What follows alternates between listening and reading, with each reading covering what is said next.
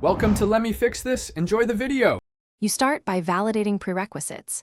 Double-check your access keys, account ID, and region for Alpha Atomfall so authentication won't fail. Once done, install the client's CLI v3. 2 or later and generate an API token. This reduces handshake errors.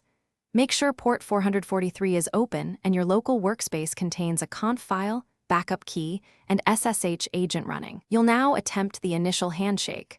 Run the connect command and observe the verbose logs to confirm an authenticated session. You'll authenticate the session and probe the store to discover its schema and constraints.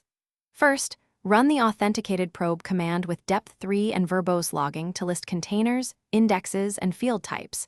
Export a small sample of rows to inspect formats. Once you see schema quirks, stage changes in a sandbox environment, create read replicas, or apply tentative migrations to validate compatibility. If you encounter type mismatches, transform locally and rerun the probe until the mapping is clean and reproducible. You finish by applying final access controls, rotating keys, and deploying production connectors so the data flows securely. After deployment, run integrity checks, checksums on exports, replication lag monitoring, and query latency benchmarks to validate performance. If something fails, check auth tokens first, then verify system clock sync and reevaluate schema drift between environments.